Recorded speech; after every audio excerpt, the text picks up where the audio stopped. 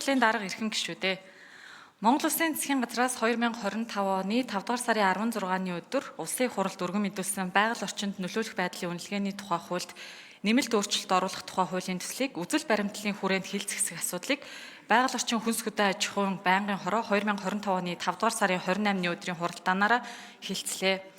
Хууль санаачлагч байгаль орчныг хамгаалах, иргэний эрүүл аюулгүй орчинд амьдрах эрхийг хангах, хүний үйл ажиллагааны улмаас байгаль орчны тэнцвэрт байдал алдагдахаас сэргийлэх, байгаль орчинд сөрөг нөлөөлөл багтаагаар байгалийн нөөц ашиглалт явуулах, байгаль орчин нийгмийн нөлөөллийн үнэлгээг олон улсын шаардлагад нийцүүлж үнэлгээ хийх үе шатанд төрийн оролцоог бууруулах, төвлөрлийг сааруулах, холбогдох хууль тогтоомж хөгжлийн бодлоготой уялдуулах зорилгоор уг хуулийн төслийг боловсруулсан байна.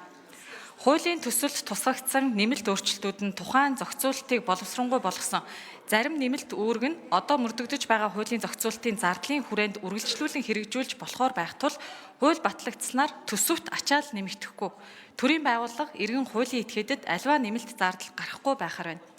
Байгаль орчинд нөлөөлөх байдлын үнэлгээний тухай хуульд нэмэлт өөрчлөлт оруулах тухай хуулийн төслийг парламент цэгийн цахим сайтад байршуулж иргэд олон нийтийн саналыг авч байгаа болно. Байнгын хорооны хуралдаанаар хуулийн төслийг хилцэх үед улсын хурлын гишүүн эм мандахай байгаль орчинд үзүүлэх нөлөөллийн ангилал, босго үзүүлэлт шалгуурыг тодорхой болгох, орон нутагт хэрэгжүүлэх төслийн мэдээллийг иргэд олон нийтэд нээлттэй хүргэх, иргэд төрийн бус байгууллага болон мэргэжлийн байгууллагын саналыг тусгах, байгаль орчны үнэлгээний тайлангийн баталгаажуулалтыг мэргэжлийн зөвлөл хариуцах, худал тайлансан тохиолдолд хариуцлагын тогтолцоог тодорхой болгох, байгаль орчны үнэлгээнээс гадна нийгмийн үнэлгээ хийх асуудлыг төсөлд тусгасан эсэх.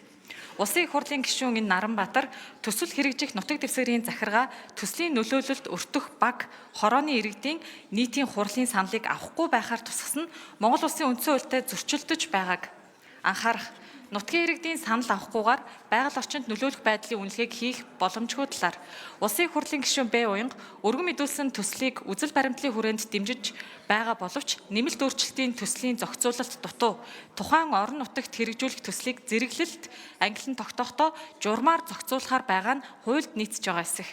Улсын хурлын гишүүн Батэрд нь хуулийн төсөл туссан байгаль орчин үзүүлэх нөлөөллийг 3 зэрэглэл тогтоосныг тодорхой болгох, ангиллаас шалтгаалж тухайн үнэлгээнд нэмэлт тодтол хийхийг шаардахгүй байгаа нь төсөл хэрэгжүүлэгчийн менежментийн төлөвлөгөөг жил бүр дүгнэж байх заалттай уялдаж байгаа эсэх. Менежментийн төлөвлөгөөг хэрэгжүүлэх зардлын 50%-тай тэнцэх хэмжээний мөнгөн хөрөнгийг төвлөрүүлэх заалтыг өөрчлөх эсэх. Улсын хурлын гишүүн Идэрбат байгаль орчинд нөлөөлөх байдлын үнэлгээний тухай хуульд байгаль орчны нөлөөллийн наривчлсан үнэлгээний тайланд төслийг хэрэгжүүлэх нутаг дэвсгэрийн захиргаа төслийн нөлөөлөлд өртөх нутгийн иргэдийн нийтийн хурлын санал тэмдэглэлийг авахар заасныг төсөлд иргэдийн саналыг тусгахаар өөрчилж байгаа нь бодит байдалд нийцэж байгаа эсэх. Нэмэлт өөрчлөлтийн төслийн талаар орон нутагт хилцүүлэг явуулах эсэх. Улсын хурлын гишүүн Батчаргал Монгол Улсын засаг захиргаа нутаг дэвсгэрийн нэгж түүний удирдлагын тухай хуульд нэгж гэж аймаг сум баг нийслэл дүүрэг хороог хэлнэ гэж мөн тус хуульд аймаг сум нийслэл дүүрэг хороо нь нийтийн эрх зүйн этгээд байна гэд тодорхой заагаад өгчихсөн атал хуулийн төсөлд багийн иргэдийн нийтийн хурлаас санал авахгүйгээр төслийн нөлөөлөлт өртөх иргэдийн саналыг авахар тусгасан байгаа нь хуулийн зөрчилтэй асуудал байгааг анхаарах. Тусгай хамгаалалттай газар нутгийн тухай хуульд тусгай хамгаалалттай газар нутагт ашигт малтмал хайх олборлохыг хориглосон атал хуулийн төслийн 7 дугаар зүйлийн 7-гийн 3 дахь хэсэгт тусгай хамгаалалтын захиргааны даргын саналыг үндэслэн тусгай хамгаалалттай газар нутагт ашигт малтмал хайх олборлох боломж нээгдэж байгаа эсэх. Төсөл санаачлагч хуулийг төслийн татаж аван холбогдох заалтуудыг сайжруулан дахин өргөн мэдүүлэх боломжтой эсэх. Улсын их хурлын гишүүн Ганбаатар байгаль орчин нөлөөлөх байдлын зэрэглэлээр төслийг ангилж байгааг дэмжиж байгаагаа илэрхийлж, улсын их хурлын даргын захирамжаар байгуулагдсан ашигт малтмалын тухай хуулийн шинжилсэн найруулгын төсөл боловсруулах үүрэг бүхий ажлын хэсгийн боловсруулж байгаа төсөлтөй танилцсан эсэх талаар асууж хариулт авлаа.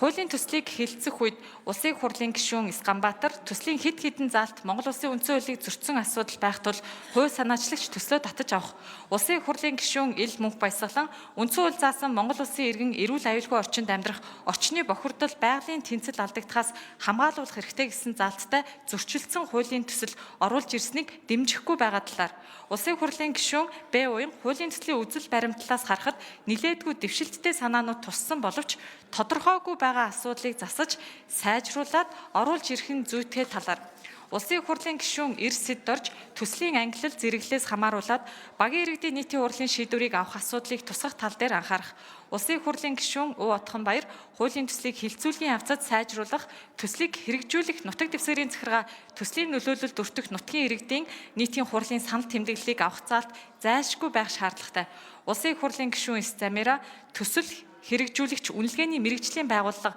багийн иргэдийн нийтийн хурлын шийдвэрийг хүлээж цаг хугацаа эдийн засгийн алдагдалд орж хөрөнгө оруулалтаа алдах эрсдэл үүсдэг тул өргөн мэдүүлсэн төслийг засаж сайжруулад явах боломжтой учраас хуулийн төслийг үзэл баримтлалын хүрээнд дэмжих нь зүйтэй гэсэн санал хэлсэн болно. Байгаль орчин нөлөөлөх байдлын үнэлгээний тухай хуульд нэмэлт өөрчлөлт оруулах тухай хуулийн төслийг байнгын хорооны хуралдаанд оролцсон гишүүдийн 35.3% нь үзэл баримтлалын хүрээнд хэлэлцэхийг дэмжиж төслийг үзэл баримтлалын хүрээнд дэмжих боломжгүй гэж үзсэн болно. Улсын хурлын эрхэм гишүүдээ байгаль орчин нөлөөлөх байдлын үнэлгээний тухай хуульд нэмэлт өөрчлөлт оруулах тухай хуулийн төслийн хэлэлцэх хэсэг талаарх байгаль орчин хүнс хөдөө аж ахуйн байнгын хорооны санал дүгнэлтийг хэлэлцэн шийдвэрлэж өгөхийг та бүхнээс хүсье. Анхаарал тавьсанд баярлалаа.